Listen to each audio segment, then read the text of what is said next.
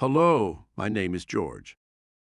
I am one of Synthesia's many stock avatars. That is, I am a computer-generated image and voice. I am also the narrator of this video of the book, In Search of Competence and Uncommon Sense, written by Larry Markson. Larry wrote the book and this script in the first-person perspective, so it may sound like I am impersonating him. To be clear, I am absolutely not impersonating him. 100% of all the words I am speaking were written by him, including this disclaimer that is at the beginning of every chapter. That also includes my facial expressions. I am just narrating the book. While you watch or listen to this, keep in mind that I ain't him, or he ain't me, or, well, you get the picture. Throughout my adult life, I have been told by nearly all of my supervisors I am a natural leader, and that if only I would channel that ability and be a team player, I would really be able to shine. I knew what they really wanted. They wanted me to use this ability to lead the people who trusted me. But, like a Judas goat, along with leading people, management or brass, wanted me to follow them without regard to whether that direction was safe, moral, ethical, legal, or even correct. During all this time, I examined what makes a leader, how it applies to me, and why I haven't used this ability to its fullest. First, let me say what the dictionary has to say about leadership. 1. The position or guidance of a leader.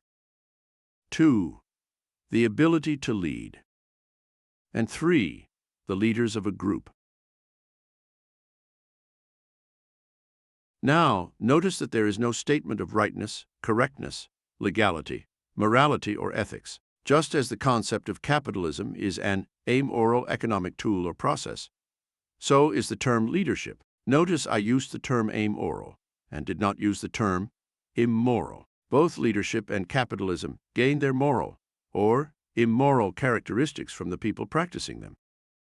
A leader can lead his or her followers in any direction he or she chooses. See how politically correct I am now. Good or bad, right or wrong, Hitler was as much a leader as Gandhi was. I have come to the opinion that there are 3 kinds of leaders, without regard to quality. Those who are leaders because of competence, those who are leaders because of charisma, and those who are leaders designated by law. People are drawn to follow either the competent or the charismatic for similar reasons. Trust. People are forced to follow the leaders designated by law. Leadership is like a 3-legged stool. The seat of the chair called leadership is competence. People naturally seek out those who are competent first and foremost. They wish to follow and put their trust in those who appear to know what they are doing or what they are talking about. They trust they won't be misled. The reason for this is competent people usually tend to be, when possible, accurate, correct, ethical, safe, and legal. Competent people do not usually allow ideology or agenda to excessively influence their position. However, very few people can be completely uninfluenced by ideology or agenda. With that in mind, it is understandable why truly competent people are an extremely rare commodity. For the most part, a competent person tries not to spin or trust in spin. Much like what a magician does with an audience, the purpose of spinning is to misdirect the attention or focus of those who may not have a good understanding of what is about to happen. Unfortunately, nearly everything one hears on the TV, reads on the internet, or hears from advisors is spin, derived from things taken out of context, is based on hyperbole, or is anecdotal rather than empirical evidence. Politicians love to spin. Probably the best of the 5 basic strategies that I will cover in the next chapter on strategic thinking is the indirect strategy. It is a very good and useful strategy, but when used in a less than truthful manner, is just another form of spin. Here is a good place to remind everyone of some definitions. A good example of anecdotal evidence is when someone touts vitamin C as a supplement that can prevent or even cure flu, colds, viruses, and even AIDS. They recount how some people have taken vitamin C and subsequently either didn't contract those diseases or were even cured outright. They will ignore stories about how some people also took vitamin C prior to contracting those diseases, or are in remission from the condition or disease and not related to taking them. Whereas, an example of empirical evidence is when a non-biased laboratory does an extensive and exhaustive test or study and determines that vitamin C supplements have no significant effect on those particular conditions or diseases. An example of hyperbole, when used to spin, is when some people who opposing tax increases refer to a proposed tax rate increase from 10% to 12% as a 20% tax increase. The rate is indeed a 20% increase, or those favoring to tax increase refer to it as an increase of only 2%, which is also only a 2% increase in taxes. Both statements are mathematically correct from two different perspectives, but they are used in hyperbolic terms designed to either scare or placate someone, depending on their ideology or agenda. Of course, I wouldn't want to leave out of the examples of hyperbole the sound bites of the mathematically challenged athletes, saying they give 150% effort. For those of you who are, yourselves, mathematically challenged, giving more than 100% effort is not possible. I once heard an oil company mouthpiece explain why oil companies need government subsidies by saying their profit margins are lower than most other companies, and if the subsidies were removed, the price of gas would have to go up in order to make up for the loss. What he didn't say is that gasoline doesn't take a year to make and sell, but it brings back every dollar with a small profit within a few days or weeks to be reinvested or compounded. When you invest $1 and get back $1.10 within 1 day to be reinvested, after 10 days you have $2.59 for a profit of 159% on the original $1 that was invested, plus future revenue and profit being readily reinvested. Instead of a 159% profit on that dollar, they choose to spin it as each individual reinvestment being unique, resulting in a profit of only 10 cents, or only 10%.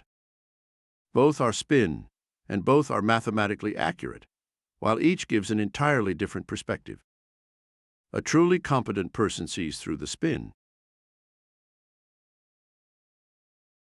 Nothing in the world is more dangerous than sincere ignorance and conscientious stupidity. Dr. Martin Luther King, Jr. And ignorance is a hopefully temporary intellectual condition. Stupidity is both permanent and irreversible. Me. A person's competence is usually limited to the subjects which they truly know about. Their competence regarding other subjects is enhanced by a willingness to listen to and learn from others. A competent person sees through agendas, ideology, and spin. One thing to keep in mind is when someone who is standing up and shouting, "Listen to me" or "Trust me," is probably neither worth listening to nor speaking the truth. That person is more likely pushing an agenda. People who don't spin or don't try to forward an agenda rarely stand up and make noise. In the military, we see examples of competent type of leaders in Generals Omar Bradley, Eisenhower, MacArthur, and Powell. With charisma, leaders often rely on the force of their perceived sense of caring and involvement to draw people to them. These charismatic characteristics can be something as silly as appearance, but can be something else such as occupation, wealth, speaking ability, or their personality. These are the people who, when at a party, always have a crowd of people around them. People may be attracted to them because of their looks, their witty repartee, and the way they tell jokes, stories, or whatever gives the follower warmth and desire to be around the leader. Charismatics sometimes take advantage of their position to promote an agenda, but if they are using their position to forward something that isn't necessarily a good idea, then they can be dangerous. An example of this is when an actor or actress promotes an agenda or something which they have no extraordinary knowledge or experience. In the absence of competence, people will follow a charismatic because they are attracted to them, with hope they will not be led astray. Politicians tend to fall into the charismatic category, which explains why we are in a near perpetual state of dissatisfaction with the political leaders in our country. We play crack the whip with our elections, going from one extreme to another in search of anyone who will do us no harm. A person can be both competent and charismatic. When that happens, you can have excellence in leadership. These people not only build trust within us, but they can also inspire us. Examples of these are statesmen like George Washington, Winston Churchill, Teddy Roosevelt, and John Kennedy. The third category of leaders is the law-mandated kind, such as monarchs, dictators, and junior officers in the military. You'll notice I included junior officers and not senior officers. While all officers receive their commissions from Congress by nature of having a college degree and military leadership courses, with absolutely no regard to knowledge, aptitude, or competence, senior officers are, for the most part, promoted to their ranks on competence. To be a junior officer, one does not need a degree in aeronautics, naval architecture, war strategies, etc. A degree in Renaissance art will do just fine. These people automatically get placed in positions of leadership over people who usually have much more experience and knowledge regarding their unit's needs, tasks, and skills, as long as they have a college degree that indicates they know. An iambic pentameter is not a 5-function meter for measuring cosmic rays. It's not. Look it up. Because of the long weeding out process to progress to senior officer, most of the incompetents in the junior officer ranks get weeded out, and competence eventually prevails. The problem is that inexperienced or incompetent new officers are put in charge of people with much more experience and knowledge of their unit's needs and abilities. Since people's lives and well-being hang in the balance, this practice can have lethal outcomes. In Vietnam, the worst offenders were occasionally fragged by their own people in self-defense.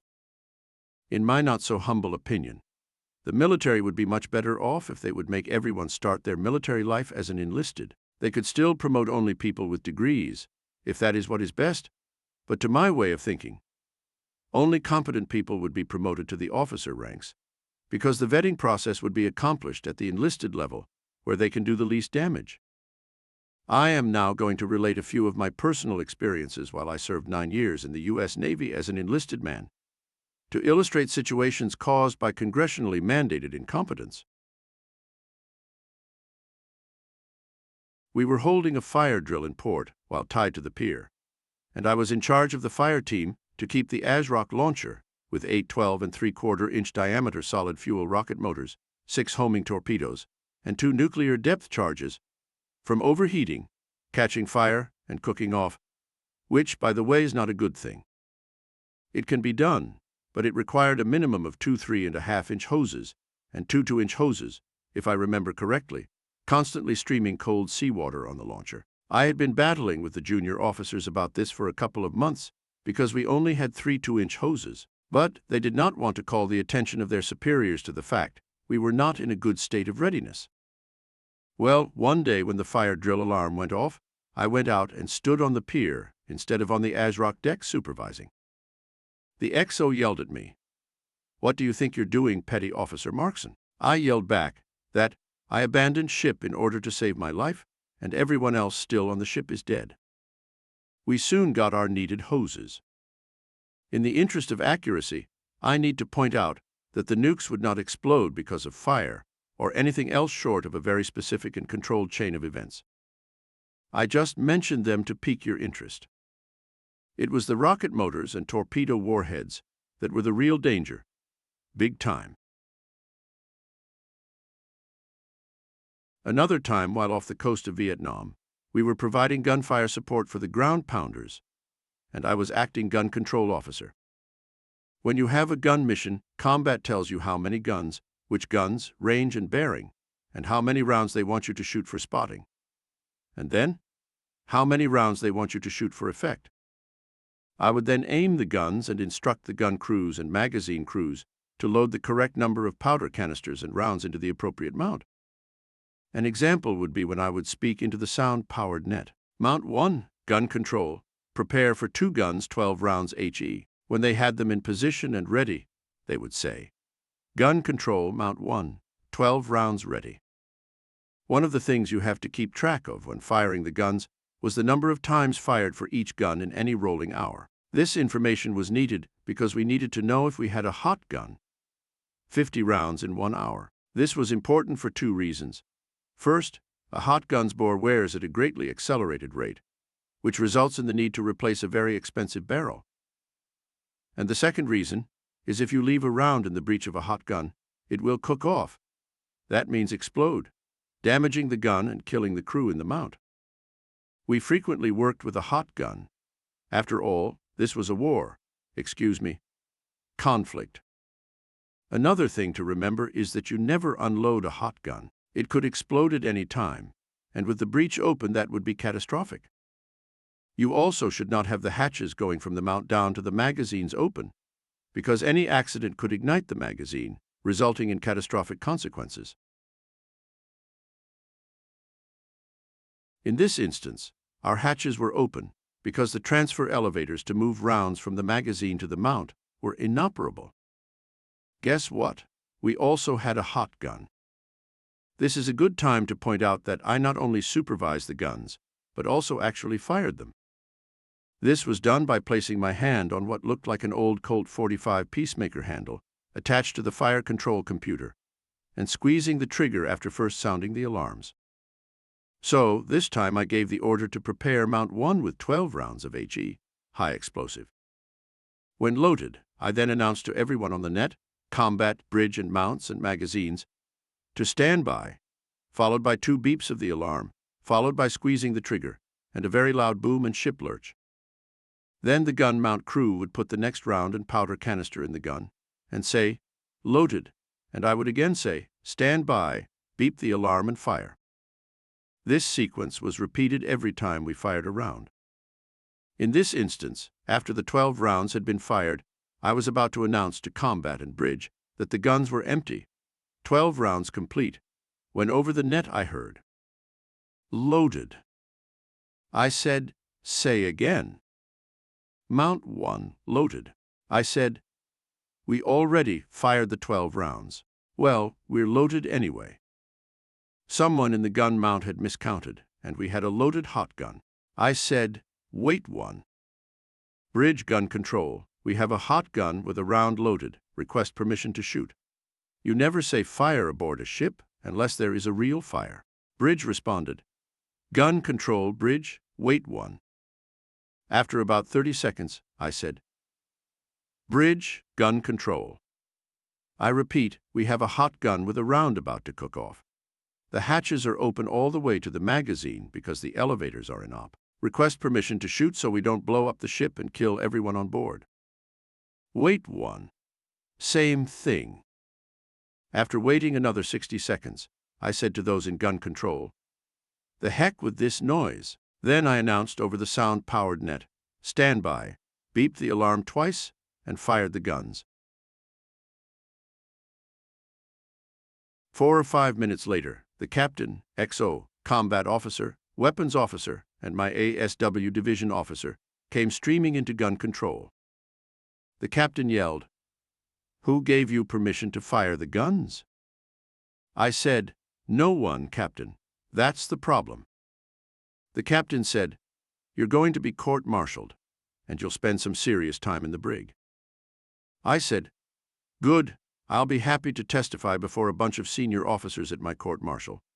I can point out that when I repeatedly requested permission to shoot because we had hot guns against regulations, had open hatches all the way from the gun mount to the magazine, also against regulations, and had a round in the gun cooking off, not one officer here in the chain of command had the presence of mind to do what was right, safe, and protocol, and that was to fire the gun. The only alternative to me firing the guns was to sit here patiently like everyone above me in the chain of command, and wait for the ship to blow up and kill half the crew.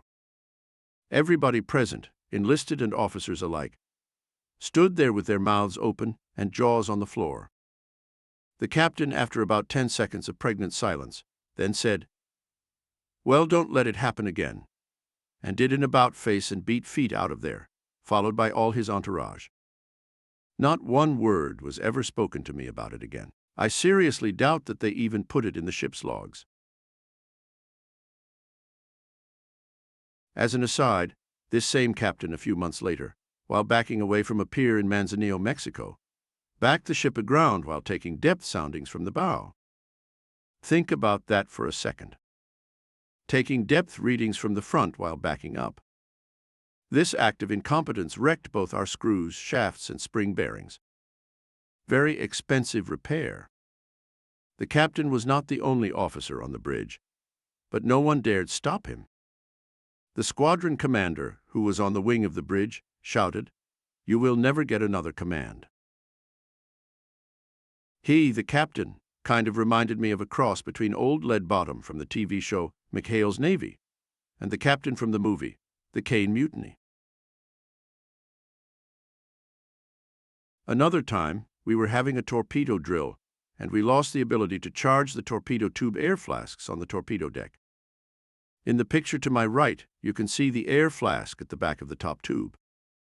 Now, the air flasks that launched the torpedoes were under so much air pressure that if you jarred a charged flask while moving it, the pressure release could be akin to a grenade going off in your hands. Because of this, you were to never transport charged flasks to, or from, the torpedo deck except under extreme emergency conditions, like war. The command went down over the sound-powered net that I was on in sonar control this time, to the torpedo deck, to take the empty flask to engineering and charge it up, then carry the charged flask to the torpedo deck and proceed with the exercise. I immediately ordered the torpedo man to not move until I got there. My division chief petty officer, 3 or 4 officers, and I converged on the torpedo deck at the same time. After explaining to the officers it was an unsafe and illegal order, and that we were not in an actual battle, but were only in a training exercise, the ASW division officer and combat officer both repeated the order to the torpedo man. I then turned to the torpedo man and, in front of them, said, "They have just given you an unsafe and illegal order that you are under no obligation to follow, and if you wish to follow their unsafe and illegal order, it is totally up to you." Dropped jaw time. The officers turned to the chief, who shrugged his shoulders and said, "He's right." The torpedo man very carefully did as they ordered, and nothing was ever said about it to me again. I have many more sea stories, but this isn't my military memoir. There's no point in putting you to sleep. The point of these anecdotes is to illustrate how incompetence and toadyism can be at a minimum dangerous and even potentially fatal. If all officers had to go through a competency vetting process, I would not have needed to step in and be insubordinate. It is worth noting because of these and other similar events, I enjoyed a great deal of respect from the enlisted men, and even most officers on the ship. To paraphrase an old TV commercial from a now-defunct brokerage house, when I spoke, people listened. When I had a run-in with a new division officer, a brand new academy grad, ring knocker, who later gave me that less than sterling review, he went to our division chief petty officer and insisted that I be written up for insubordination. The chief responded, "What did you do to set petty officer Markson off?" Upset by this response, he then went to his boss, the weapons officer, to complain about both me and what the chief had said, and got a similar response. "Well, what in the world did you do to set him off?" The result was no write-up, and just one really angry, brand new ensign.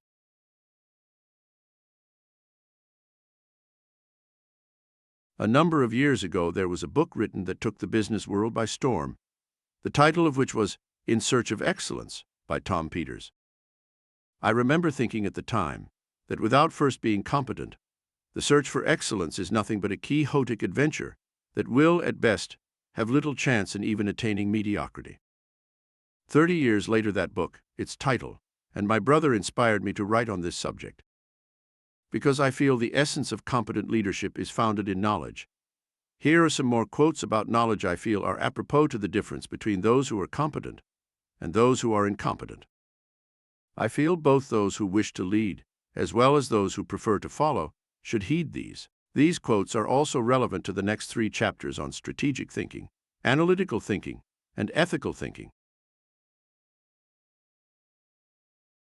There is one principle that can keep a man in everlasting ignorance. That is, contempt prior to investigation. Herbert Spencer.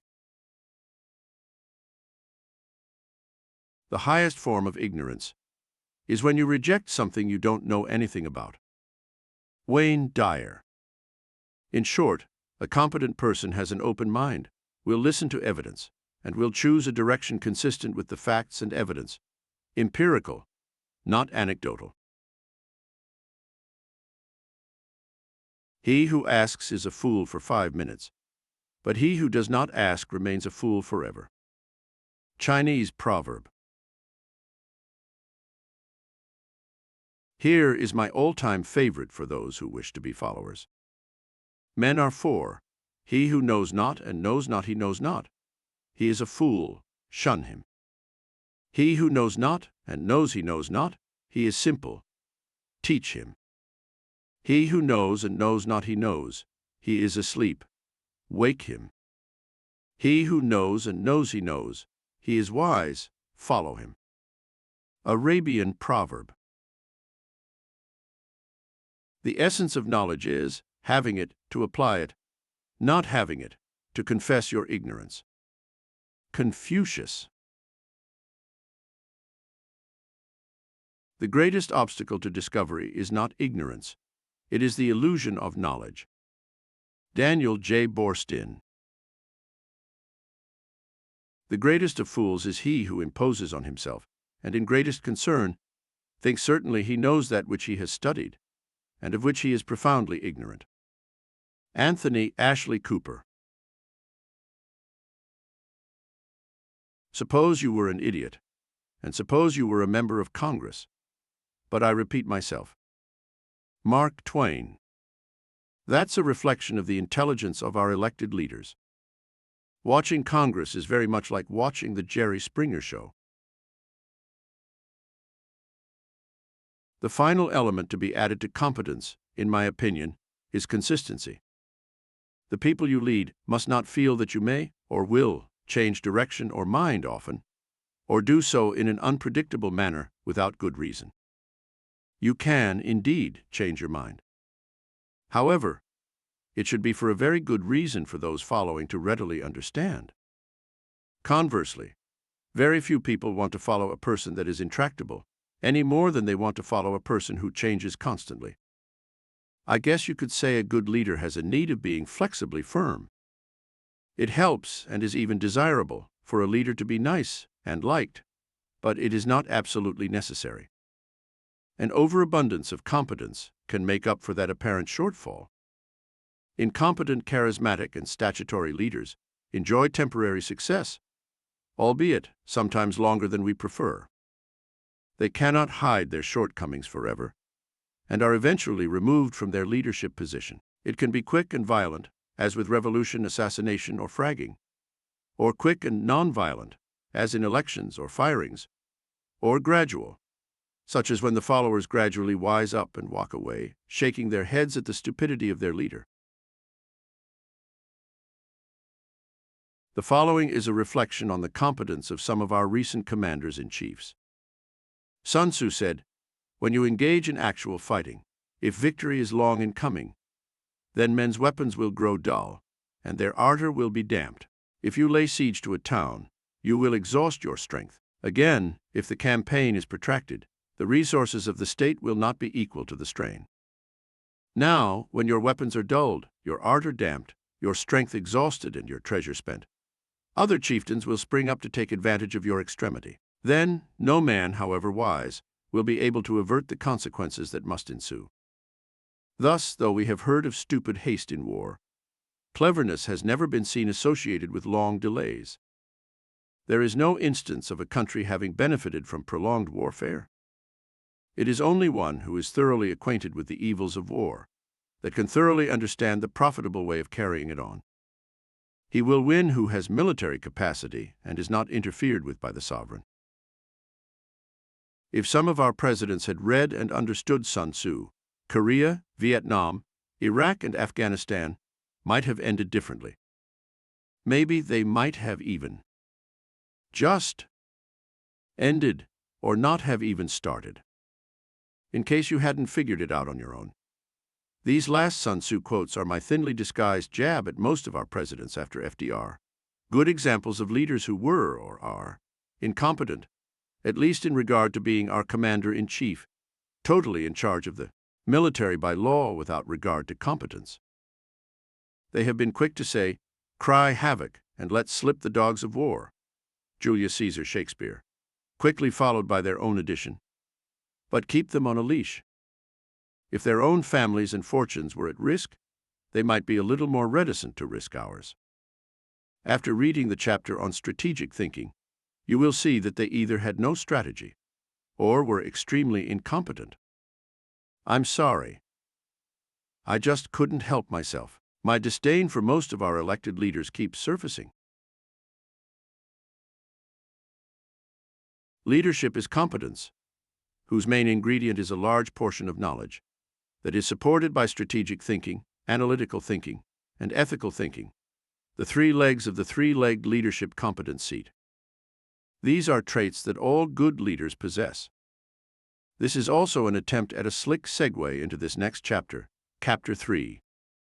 Strategic thinking, and the chapters after that. Chapter 4 is analytical thinking, and Chapter 5 is ethical thinking.